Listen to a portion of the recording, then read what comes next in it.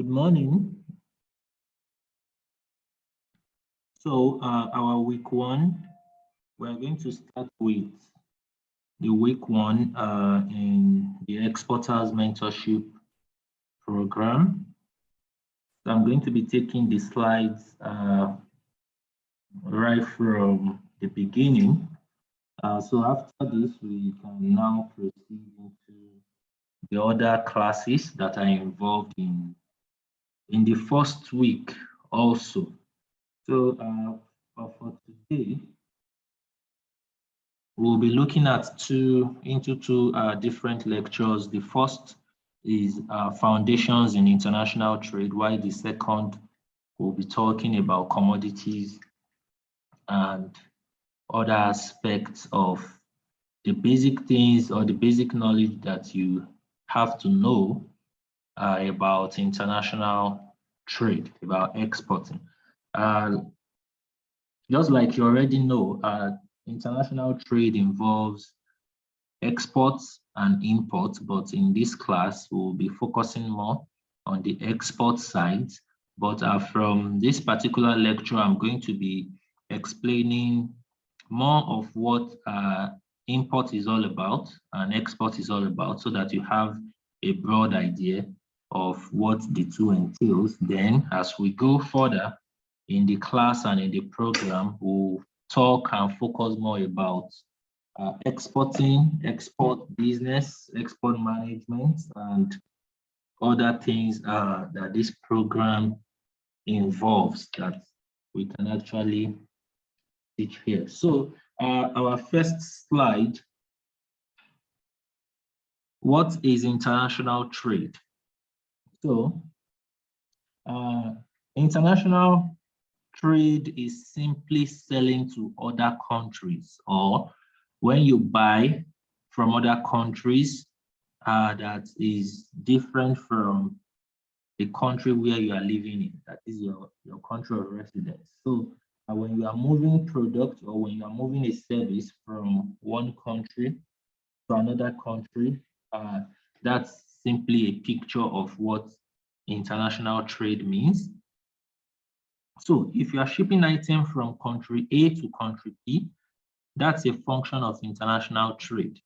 So if you have maybe your own particular product, or maybe you are actually targeting a product out there in the marketplace, or maybe you already have a commodity in mind that you are targeting to export to other countries, you're moving that commodity or item from your country, for instance, Nigeria to maybe Ghana, Nigeria to maybe Mali, to maybe Benin Republic, Cameroon, maybe to China, to Dubai, to Hong Kong, to Vietnam, and any other country out there.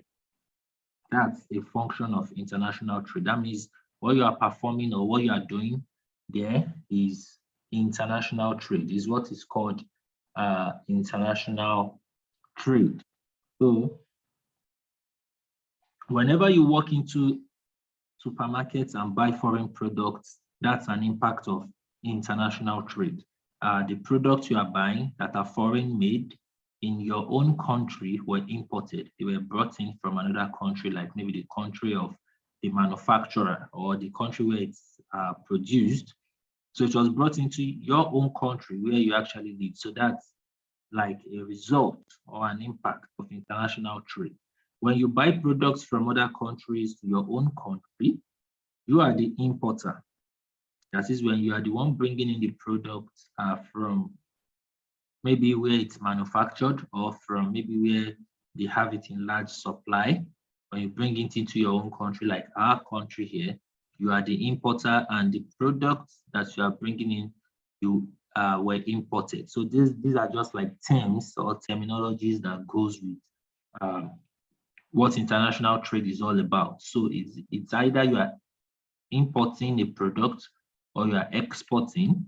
And if you are importing, you are the importer. And if you are exporting, you are the exporter. So if you sell products from your country to a client in another country, you are the exporter, and you just exported the product. So that's what you just did. So these are just like few things that you need to like understand going forward. So there are lots of dealers who sell cars in this part of the world in Nigeria. So most of those cars, some of them coming from the US, some coming from Japan. So what are they doing? They are importing those cars into Nigeria.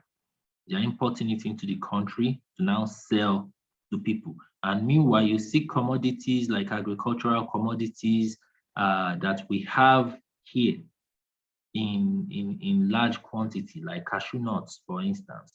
So you have people who ship this same cashew nut to other countries out there, to other countries of the world. So they are exporting those commodities and they are called exporters. So these are just simple analogies. So in our next slide, we'll be looking at import versus export, just looking at the definitions behind these two terms. So for import, a product that is sold to the global market is called an export. Oh, okay, there's a little mistake there. That should be export at the top and import on the other side. So a product that is sold to the global market is called an export. So what you actually sell out there is called an export. And for import, let me just do this.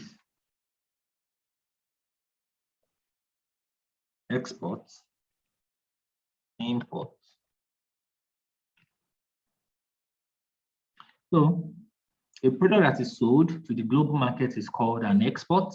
A product that is bought from the global market is an import. Like for instance, in Nigeria, lots of us buy products from Alibaba, that is based in China, Chinese-based e-commerce platforms or India-based e-commerce platforms. Then you buy products at cheaper price and you clear it here in Nigeria. You just import.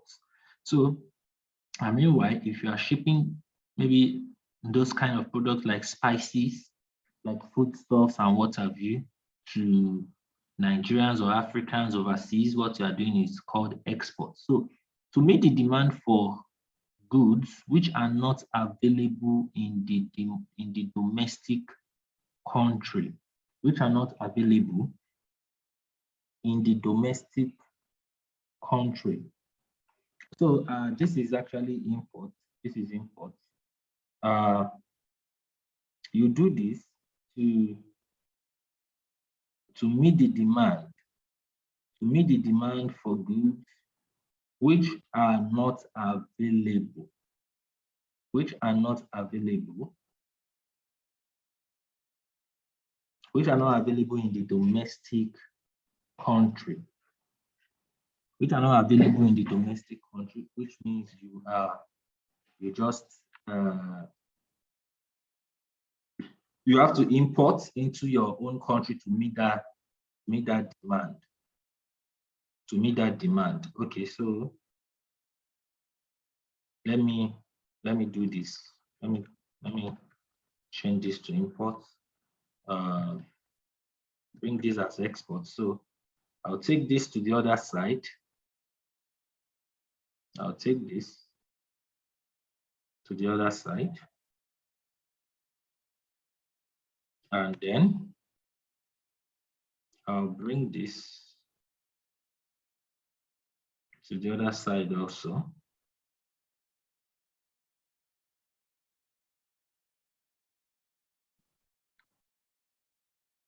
Yes. Okay, so this way we won't have. All right. So I hope you understand what I'm explaining that way. So to increase the market share or global presence, to increase the market share. Oh, no, this is not what I want. This is not what I want to do. Okay.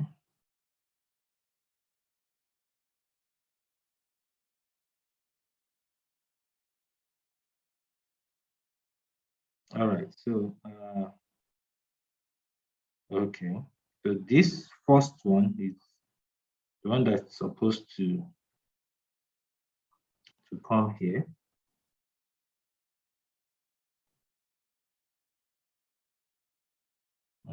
While import comes here. Yes, so let me quickly go through the slide again. So as to, yeah, so now a product that is bought from the global market is an import. A product that is sold to the global market is an export. To meet the demand for goods which are not available in the domestic country, you import to meet that demand. To increase your market share of global presence, you export. A simple example is if you are producing, let's say, smoked catfish in Nigeria, for instance, or maybe you have a local product that you are selling, like maybe frozen snail, or maybe live snail, or maybe dried snail, and you pack it, it's well branded and well packaged, and you are looking at increasing your market share. Like in Nigeria, for instance, you are making a revenue, a sales revenue of, let's say, ₦1 million in a month, and you are now looking at, okay, how can I get more revenue from what I'm selling, or how can I expand my market share in a way that my brand, which is a local brand, a Nigerian brand, will be known in another part of the world or in another country. So to, to respond to this question, you can export that product. So you can export that product. So it could be any product that you are making or you are producing locally in the country. So now, high level of import is an indicator of robust domestic demand. So like our fish, for instance, if you look at it, Nigerians, we consume a lot of fish, we consume a lot of meat.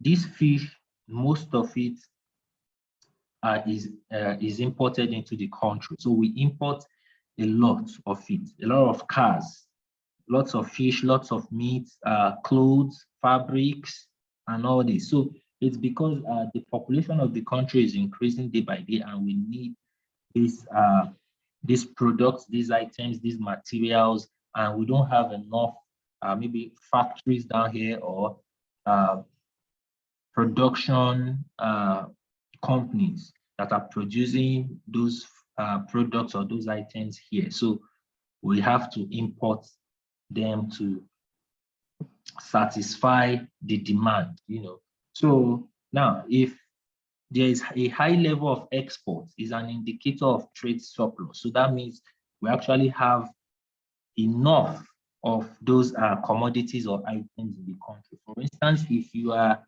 in Kano or in Kaduna or in Abuja, you will see some commodities like sesame seeds, like hibiscus flower, like shea nuts, so in around the southwestern part of the country, you see commodities like cocoa beans and others.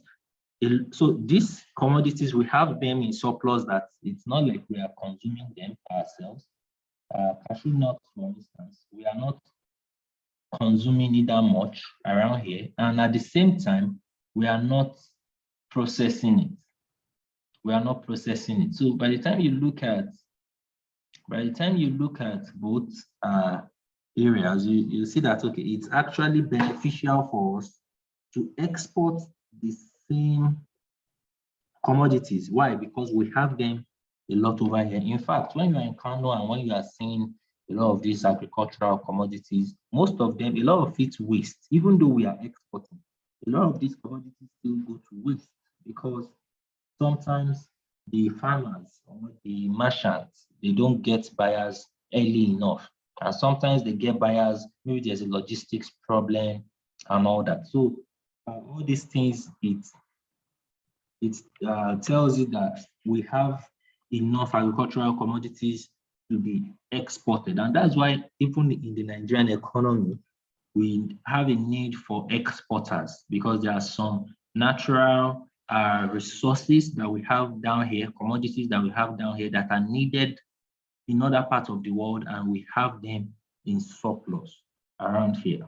So that's a brief definition comparing both imports and exports. So how does the trade processes, how does the trade process, how does it work for imports and for exports? So I'm going to just do a bit of explaining, a brief explanation of the trade process for imports and for exports. For imports and for exports. So we'll start with the import, just like in the previous slide. So if you are importing, you are the first thing you do is to inquire about what you want to import. Maybe you already searched online, you already got a merchant or a factory or a company over there who has the product that you are looking for and what you want to buy. Then you can now contact them to know the price, how much it sold, the Incoterms and all that. So the second thing is for you to obtain an import license. After obtaining your import license, you have to procure foreign exchange, maybe the United States dollar and all that you have to pay at the bank for what you want to import. Then you place your order, because immediately you place your order, you can give the exporter over there, because now you are the importer. So you can give the exporter a letter of credit so that they can send whatever you want to import. So after which you arrange the funds which you are going to use for maybe your clearance and all that with the Nigerian Customs Service. So you get your receipt of shipment advice, which tells you that, okay, the goods, they are loaded on the container, or maybe they are now on the vessel and will be coming to the country. You get every, the detailed invoice, the detailed packing list, and other things that you need. Then you get a retirement of import documents, that is the import documents that you are going to use in your clearance and all that. You can give and present them to the organizations that are necessary for them to look into it, for you to be able to pay off. Like if you've granted the exporter a letter of credit, and you get the import document, you present it to your bank to let them know that the exporter has fulfilled his obligation and they can pay the exporter now. So that's a retirement of import documents. Then the goods arrive. After the arrival, you clear your goods from the customs and you take it wherever you want to take it to. So this is also just works similarly with the export side. So for exports, if you inquiry and sending quotations receipts, which means the importer, that is the person that wants to import, will send you an inquiry about the commodity you want to export.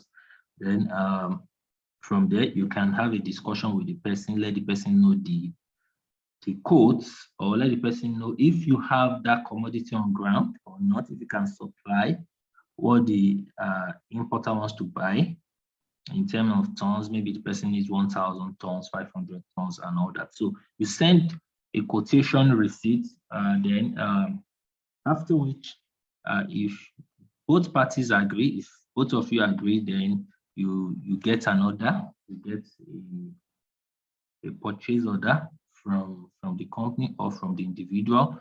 So after that, what you are supposed to do next is to determine the credit worthiness of the importer, like to know if you can do business with this person or not. If the person has duped some people like in the past, or maybe there's any record online that involves him or his company and all that. Then you prepare an invoice. You prepare an invoice for him. So that the invoice carries, okay, what you want to sell and the price and the total price and all that. Then you get your export license ready. Pre-shipment finance comes next, which means if you invoiced the importer, let's say $50,000, then you need to also arrange that $50,000 down here, or a percentage of the invoice that you gave out, maybe like 60%, so that you can use it to execute whatever you want to send out there in terms of the commodity you want to buy, in terms of the items or the products that you want to send out. So you need to get all this ready. So after your pre-shipment finance, the production of goods. So if you've raised out of $50,000 invoice that you presented, maybe you've been able to raise $30,000. So you go into the production of goods, or you source the commodity wherever you know where it's prevalent in the country, maybe in the north, maybe in south, maybe the southeast. You put everything together. You find a warehouse, maybe a warehouse that is big enough to take maybe 500 tons. Then you start storing up the commodity that you want to ship. Then from there, you do a pre-shipment inspection. You let the customs know. They will send their agents who do all these inspections. They will come, they will inspect what you want to send out to that country. You obtain your certificate of origin, a shipping space reservation, packing and forwarding. All these can be done for you by your freight forwarder. So mostly in Nigeria, the way the freight forwarding system works is when the container is on the vessel is when you get, after that, you take the draft BL. That's what you use to obtain your certificate of origin, phytosanitary certificate, and other certification that are needed for maybe like veterinary, fumigation certificate, and all that. So yes, you would have booked, because the shipping space reservation means you would have booked a space on the vessel with your shipping line. Maybe you are using Maersk, Hapag-Lloyd, UASC, United Arab Shipping Company, which is also Hapag-Lloyd, by the way, or MSC, or any other shipping company out there that is going to the route where you are sending the container to. The insurance of goods. In the insurance of goods, both sides would have determined whether you will be the one to pay for insurance, or it will be the importer that will pay for the insurance of goods. Then customs clearance, the documentation you are going to do with customs to make sure that the container can actually enter into the ports and all that. Then payment of freight. You pay your shipping freight.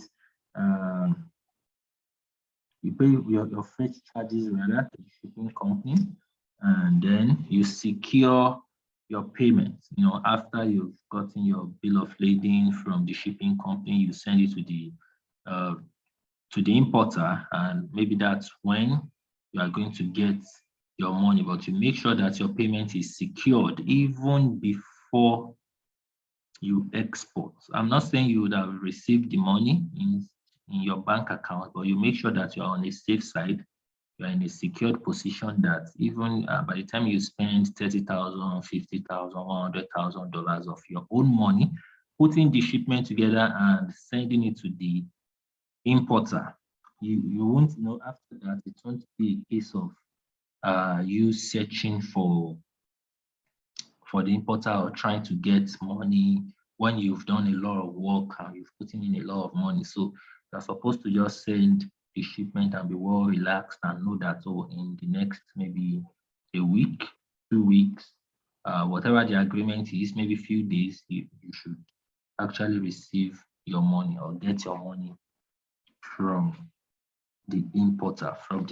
So categories of exportable commodities in Nigeria. So I designed this commodities table. These categories are because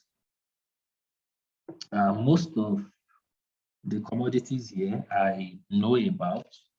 I know that they are exported from the country, and for some, I've exported some.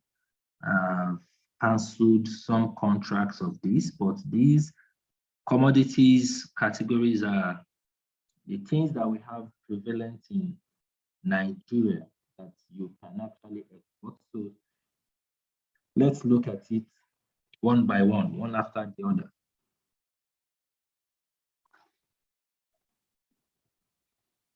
So we have agricultural, we have forestry, there's livestock and meat, there's metals, there's dimension stones. Now for the agricultural commodities, we have cash crops like the cocoa and cotton and other things. We have the spices, soup ingredients, and all that, like dry split ginger, turmeric pepper. We have the dried cayenne pepper and other spices that you need for your food and for your soup. Then we have dried fruits and vegetables. Also, we have several foodstuff that you can export, like cassava flour, like gari, like yam flour, like rice, beans, our own local rice, which is called your father rice. You have smoked fish, dried fish, and different products, low-cost beans and all that. So all those, they are under the food stuff. Then we have forestry in the category of commodities. Under forestry, we have the wood logs and we have charcoal. And this is one of the reasons why you shouldn't miss the next lecture on commodities, because I'm going to be doing a lot in that wood and logs that you should not miss in this program. So now, after this, we have the livestock and meat. So you already know livestock and meat, like your poultry, cattle, goats, different kind of meat that we have and consume here that we can also export. Yes, there are lots of poultry products from Nigeria, particularly in Ogun State, that goes to other neighboring countries in West Africa. So which we can still transact business with.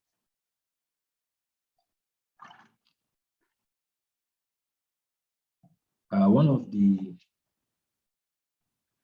items or the products I didn't list here also are the leather works, leather products from the city of Aba in Abia State, which also serves the West African populace and East African populace also.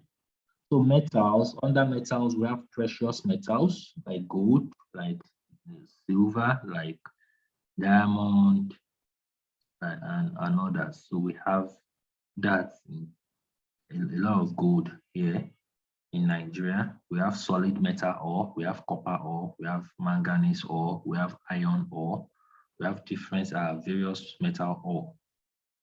Here in Nigeria, we have liquid metal ore also in the north. Most of these metals, they are in the north. They are mostly found in the north and southeastern region, like coal. You get a lot of coal around the east.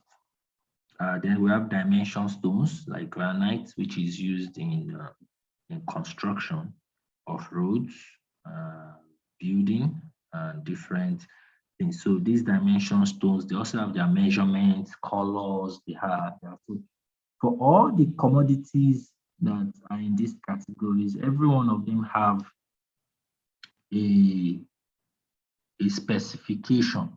Everyone has a specification, and the reason why I'm saying this is your importer has his or her own specification of a commodity, in the sense that if he or she is asking you to export so commodity or product to him or her, he's going to give you a specification of what he wants. So for all importers, they are going to give you specifications of what they want.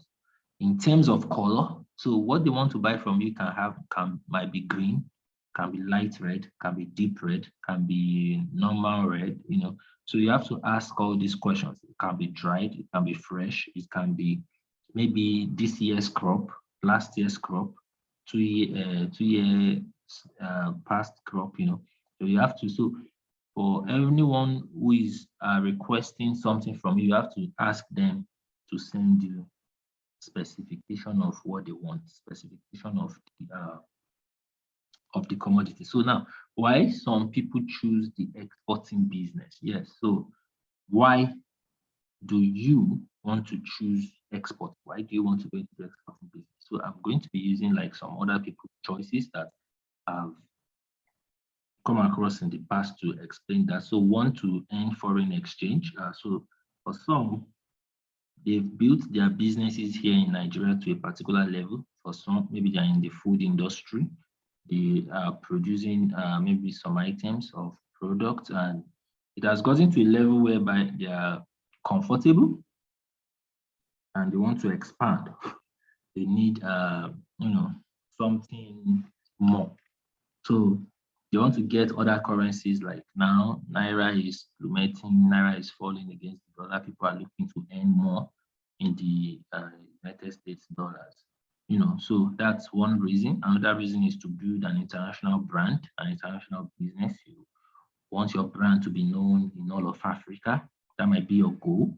So you want your brand to be known in Ghana, in Kenya, in South Africa, in Egypt, and other parts of Africa, of the continent, So this is an international business. So you're looking towards building an international business. That's another good reason for you to join the exporting trend. Then to expand their brand and production distribution globally. So just like I was saying about the international business, the exporting gives you room, gives you opportunity to build a distribution channel, a kind of international distribution system in your supply chain.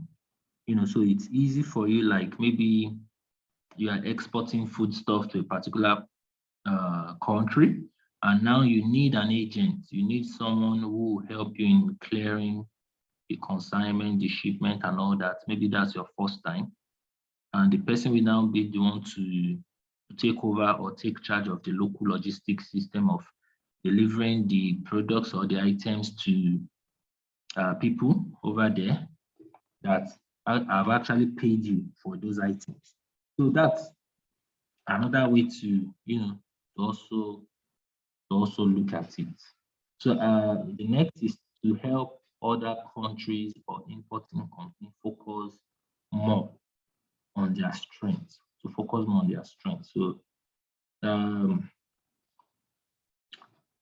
in Nigeria, since we have maybe some commodities in surplus, you are helping other countries because they don't have those commodities.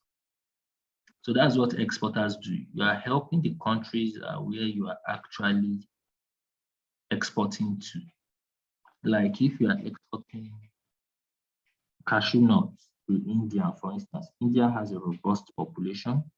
They consume a lot of cashew nuts over there, but the cashew nut they have there is not enough for the population. It's not enough for them. So what can we do on their behalf? So instead of them going into planting cashew crops or plantations in their country, what we can do for them is to export these nuts from here to their own country, so they can focus more on what they know how to do best. And know that, for this particular maybe food, product or item that we need for survival in our country, we can always import it from so country or from other countries. So that's why some people choose the export business. And what are the things you need to know to start an exporting business? Yeah, so for you to actually start this exporting business, what are the things that you need to know? One, there is no exporting without a customer or a client or a company that is importing from you. from you. So that's one very crucial thing that you need to understand. So if you call yourself an exporter and you don't have an importer importing from you, you are not exporting anything yet. So no matter how small, it might be 1 unit of your product, as long as that person is requesting for that product from you and you have to send it from here to that person's country, you can call yourself an exporter. So if you've not had any customer at all, anybody that wants to buy from you, so that means you are still searching for a buyer or for a client over there that will buy what you are selling.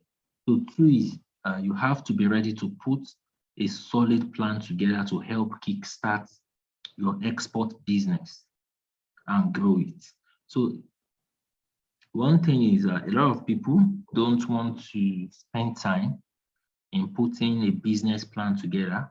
Just like every business, your export business also needs a business plan. So we have what we call the export business plan. We have a template for that, which is why we asked you to pay extra for templates, since the program is free. So you need this kind of templates to put together a solid plan that will help your business in the long run. The next one is you have to patiently grow your business and your brand. Yes, there is no rushing. You need to patiently grow your brand. You need to patiently build your business. So these are other things that you need to understand. So just like every other business, you have to be patient. If things are not going your way, or you feel like maybe the whole business is slow and you're not getting it done yet, you still have to be patient and dig deep into what you are doing and understand the business process very well. Next is to learn how to use social media for selling and marketing. If you have to attend trainings on digital marketing, attend. Now, the reason why I put this last one is because a lot of students that have trained this year, especially this year, they don't understand how to sell on social media. And some of them don't know that they have to learn how to sell this, how to sell their commodities, how to sell their products on social media. So if you are in this program and you're already engaged on digital marketing, on how to sell, how to market, how to push your brand out there to people, then congratulations, because it's going to help you. It's going to help you in sourcing for buyers for your commodity, in sourcing for importers. It's going to help you a lot. And if you don't know anything about digital marketing, it's better you go to maybe some affordable training around you that will help you to teach you how to go into marketing your items on different online platforms. I'm going to teach you some, but it can't be as deep as what you'll be trained for in a digital marketing training or class. So another thing is whichever entry point you choose, build a business out of it. Yes, so we have like different entry points to the export business, which I'm still going to explain in the coming slide. But whichever category you choose, you have to be able to build a business out of it. Yes. Your export business, the reason why we say export business is because you are building a business out of the industry, out of your export, in the sense that, let's say you produce chairs, your company produce chairs, you've already been selling like 5,000 units of chairs every month in Nigeria, but now you want to also be doing the same in other countries, and you want to be selling at least, let's say maybe 200, 500 2,000, 5,000, even more than what you are selling in Nigeria, like around the world, or you are just targeting Africa alone. You need to create like a department on its own just for exporting, because exporting itself is a business and it's an international business. So for you to really build a sustainable export outfit for your local products that you are already producing, you need to run it as a business. You need to run that department as a business on its own. So maybe you get an head of international trade, or an head of international market, or an head of export market, or that kind of thing. So, but if you don't have a product yet that you are producing or looking at to export, well, that's better. You can actually just focus on the local commodities that are around here. Meanwhile, you still need to run it, because you can't do everything by yourself. So you need to still create a team, bring in some group of people that can buy into your vision of exporting those commodities of choice and run it like a business. So that's still what I am talking about. So next is, you must keep pushing till you get your first buyer. There's no trick to it. It is hard work. So there's no shortcut. So there's no shortcut to it. You need to push until you get your first buyer. If you don't get your first buyer, you've not exported yet. And you shouldn't be discouraged just because maybe some people you are talking to, maybe it didn't work out. Maybe they didn't end up signing an export contract with you and all that. So you just need to go on again to the next buyer and start communicating, start talking with the person with the same energy, the same vibe, till you get your first buyer. Because once you get your first buyer, you've broken the draw. And with that, you can start getting recommendation. In fact, it will even increase the way you market your commodities. It will even help you out, because now you have a track record.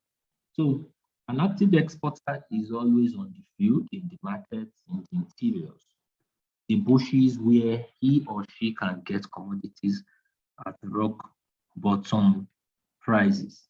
So there was a time when I used to be in the bush. I mean, in the far, far, far bush, that for me to come to the nearest village, it might take me like an hour. It might take me like an hour. For me to come to town, it will take me about 2.5 hours.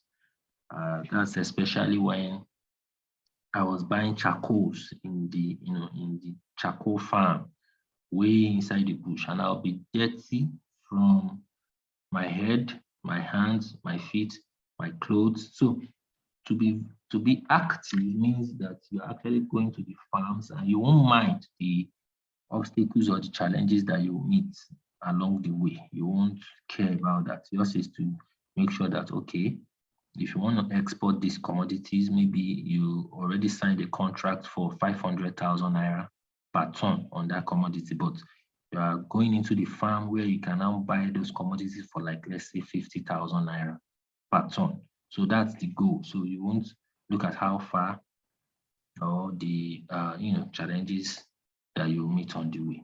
So are you an active commodities exporter or a digital commodities exporter? Why did I ask this question? Why am I asking this question? For, like I said in the previous point, in the previous bullet, if you're an active exporter, you have to spend more time in the interiors to get rock bottom prices. So if you're a digital commodities exporter, you just sit with your laptop or your system, and you are trying to source for export, or trying to buy and sell agricultural commodities right there online in front of your system. So a lot of people do this. So you have to choose if you want to be an active one that will be on the field, or you just want to be a digital one that will just be somewhere putting his or her money or doing some other things like, connecting merchants to importer, connecting merchant to exporter, and all that, and getting commission for whatever happens.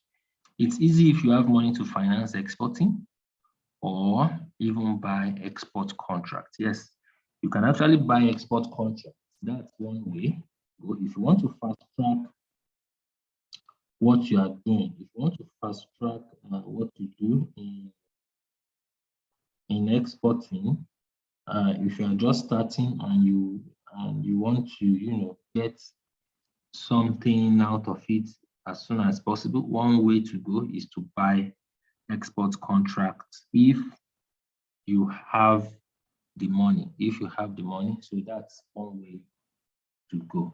So in another slide, entry point for the newbie exporter. So like I said in the previous slide, that we have different categories of entry point for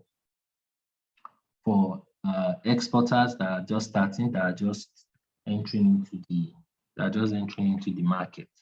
So I usually teach people about 3 of these entry points, but right now I have 5 entry points into which you can enter into the business. So maybe you don't have the money. Maybe you are looking at it that you have some little limitation here and there that might not allow you to fully explore your potential in the business. So there are different entry points that you can actually choose. So you can choose to just stick to one or more or all, depending on your capacity, depending on how far you are able to go. So one, you can stay in the business or start the business as a commodities merchant or broker or a broker. So you can just be a commodities merchant and you can just be a broker. So if you are a broker, your job is just to bring maybe people want to buy, people want to sell, bring them together, trade happens, you get commission and all that. So either you are dealing with commodities, agricultural commodities, metals, whatever the commodities, or you are an export contract broker. Yours is just to source export contracts, sell it to whoever who needs it, who is an exporter,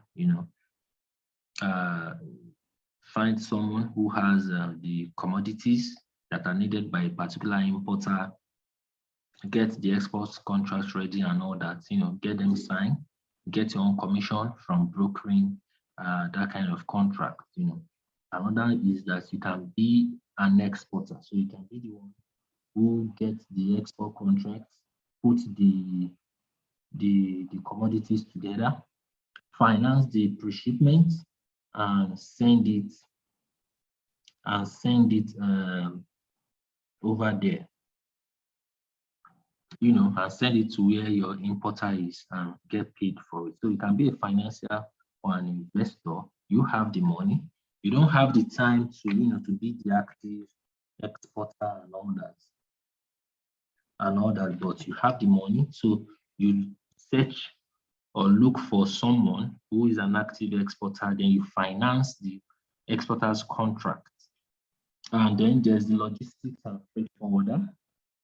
So you can come into the logistics side just to help provide solutions to logistics challenges that merchants and exporters are facing. So explaining this, the commodities merchant or broker, your job is to set up a framework which allows you to source for commodities from every part of Nigeria. So maybe in your first year, or your first 6 months, or your first month of the business, you are traveling from one part of the country to another, sourcing contacts, getting the right people who can work with you, who are in charge of warehouses, who are in charge of farms, who are in charge of markets, different commodities around there. So you have that framework already where you can just quickly call someone, text someone, and you get the commodity that you need. So this can be done digitally. And if you have the resource, you can travel around, gaining contacts and all that. You have to be ready to travel all the time as a commodities merchant or broker, or you have someone who is doing the travel part on your behalf. Because you have to be ready to deliver on any supply request as soon as possible. So depending on the contract or what they are discussing with you, but you need to, be able to move ASAP. You must develop a strong contact of farmers, merchants, market leaders, people who can make trade easy for you and your clients. So if you see any market, for instance, you ask for their secretariat, you ask for the executive, you meet the market chairman, you get their contact, you let them know what's happening, what you are trying to do. So they will also tell you the challenges they face in the past, different things that you can learn from them that will help you build your business. Now you earn from commission of successful trade, you pull for exporters and sales revenue from successful supplies that you make from that for yourself or by yourself. As a merchant or broker, you can be the seller or supplier also, and you can be the buyer depending on what you are working on. So you can be the one buying the commodities to supply someone, and you can be the one just selling or supplying the commodities at the same time. So that's how the brokerage that's how it works. Then for export contract brokerage, you have to learn how to source contracts from time to time by setting up necessary structures around sourcing for export buyers or commodities buyers from various parts of the world. So you need to learn how to source for export contracts, finished contracts that you can sell or that you can connect an exporter to. You just give it to them and they sign and they get the job done. The exporter gets paid. That could be like maybe after executing the contract, the exporter is now going to pay you a commission, or maybe the buyer is going to pay you a commission, or maybe before the exporter can even see the export contract, can sign it and all that, they have to pay you something. So you need to just structure out all that. So you earn by selling these contracts or taking commission on each implementation of the contract. Like you can have a contract that will have maybe the exporter has to supply maybe 10 containers or 5 containers, that kind of thing. So you need to know maybe you are taking just one-off commission or one-off payment, or you are going to be taking commission per shipment, per container. So then for the exporter, in this case, you are the exporter exporting products to other countries of the world. Yes, you are the one getting the contract, signing it, putting together the commodities, loading them in the container, freighting them to the importer, and you get paid. So you take the burden of implanting the contract and getting paid for it. So implementing the contract, the burden of implementing the contract and getting paid for it, That is,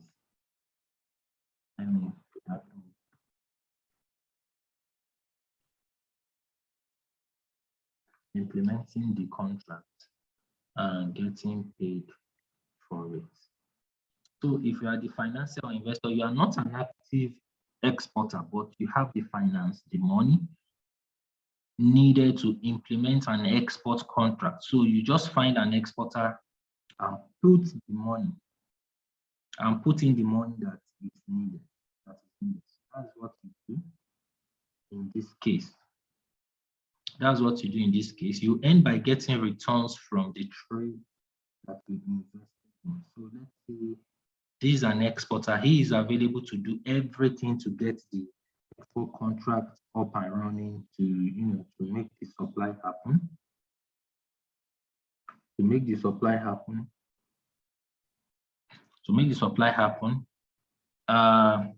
After doing your investment, assessing the contract, both parties will agree on maybe, okay, if you give me this money, once the buyer pays back, I'm going to give you so percentage and all that. So you have all that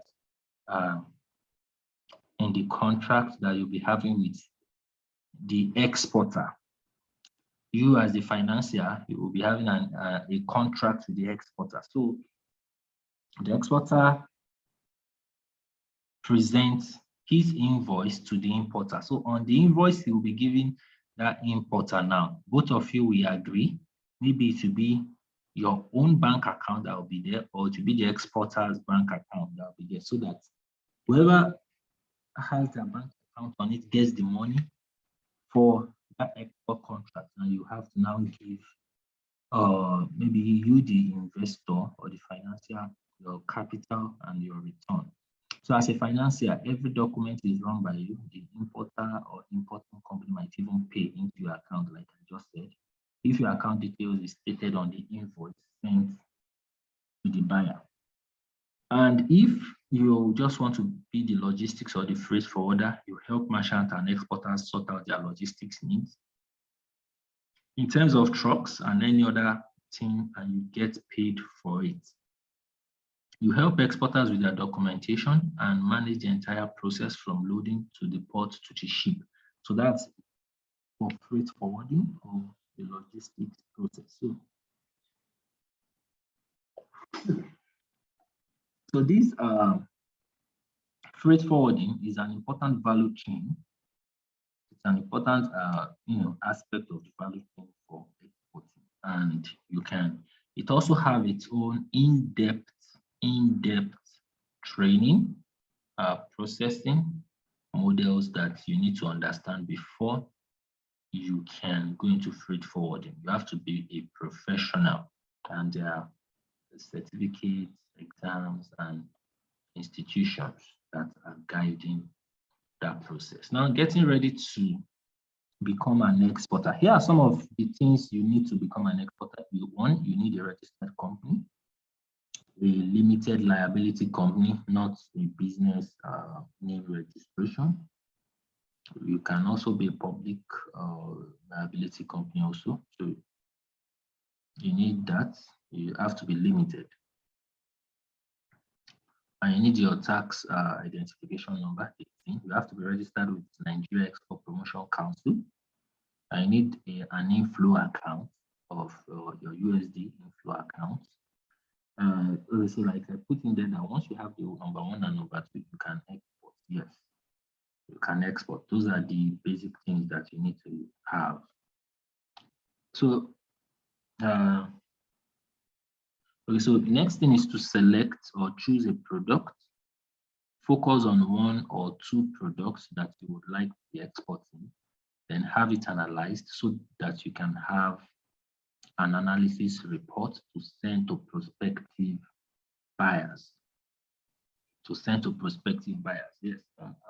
Let me quickly come back to this other slide of registered company and NEPC.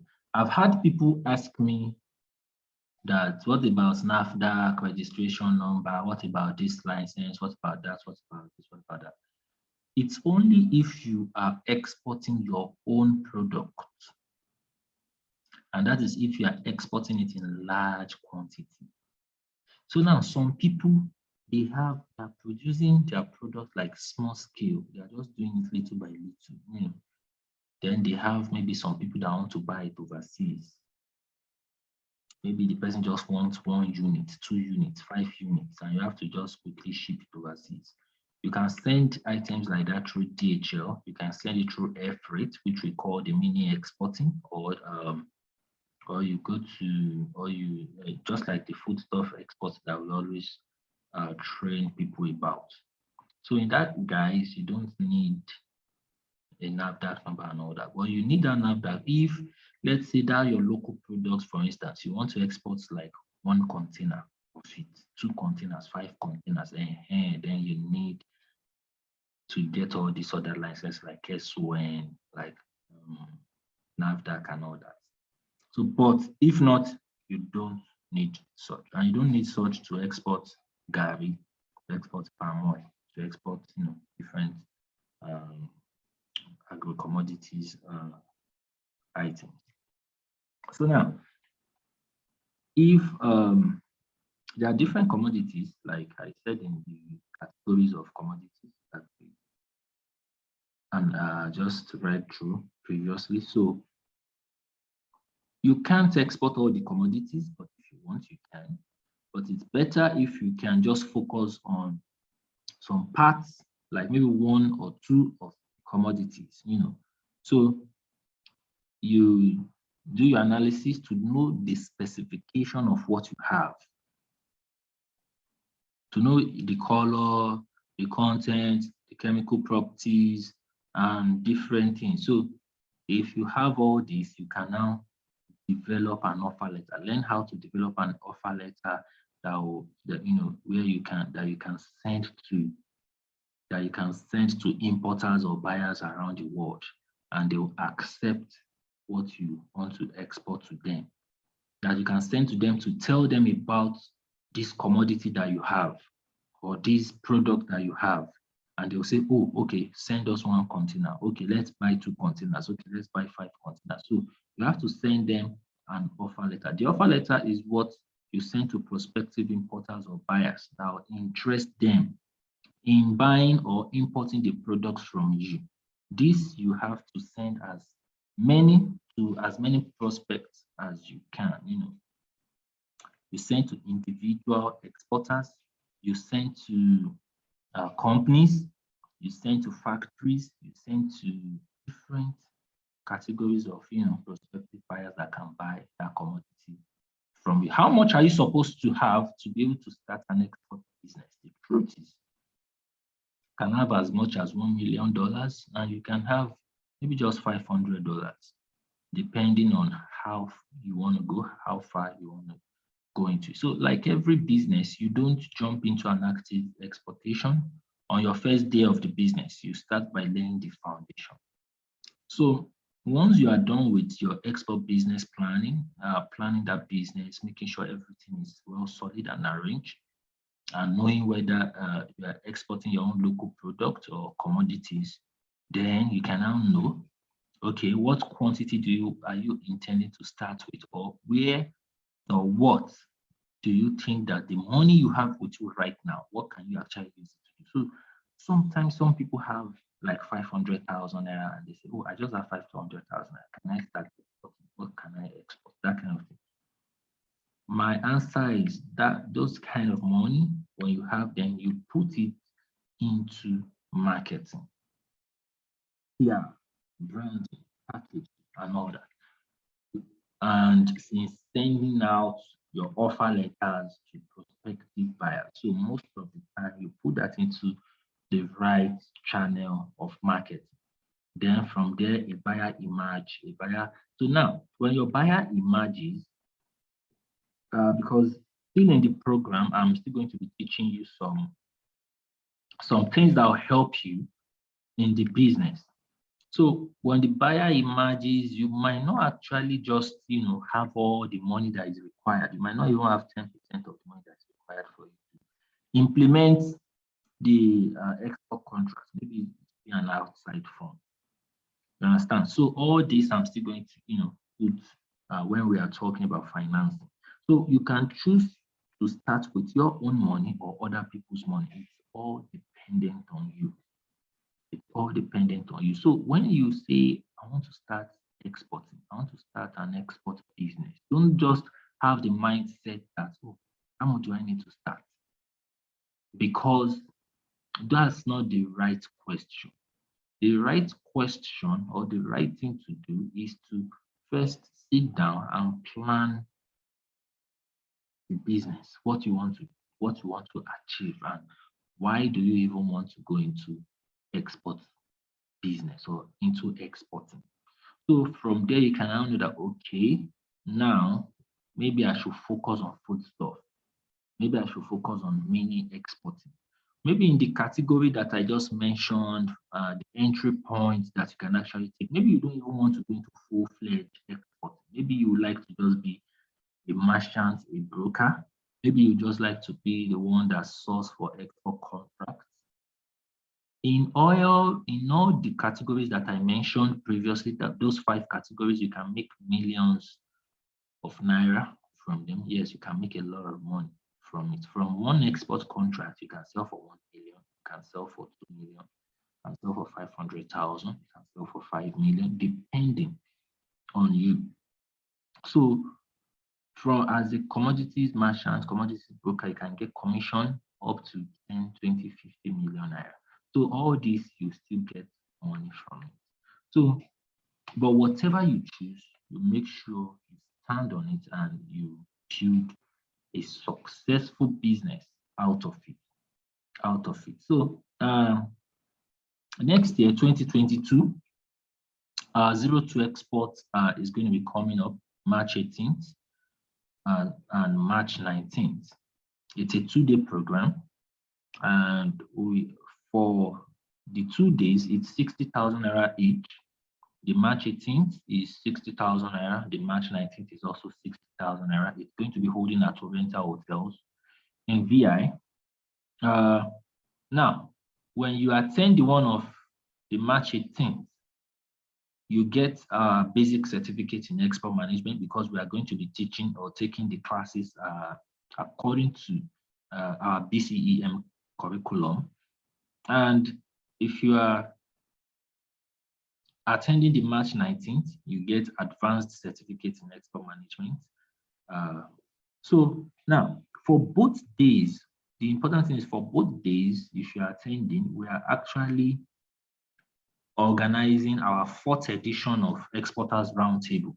The Exporters Roundtable is going to be coming up. It's going immediately after 02 Exports on both days. So after learning everything that you need at 02 Export, you just go to Exporters Roundtable and ask questions from industry leaders, from people who have deep insights, who have done the business, who are making the policies. So that's why we put them side by side. That once you are done with 02 Export, you go into Exporters Roundtable for practical learning, experiential learning. So if you are not attending 02 Export, you have to register for Exporters Roundtable. It's 10,000 naira. But if you are attending 02 Export, it's free. You are not paying for Exporters Roundtable. You just you are already there and you just join in.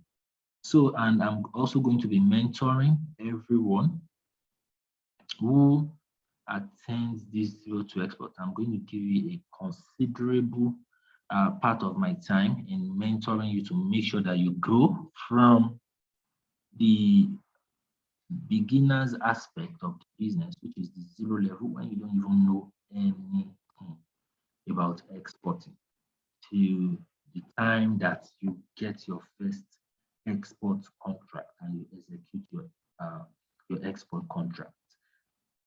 So now our next lecture is on commodities in the country. Don't miss that lecture. Thank you very much.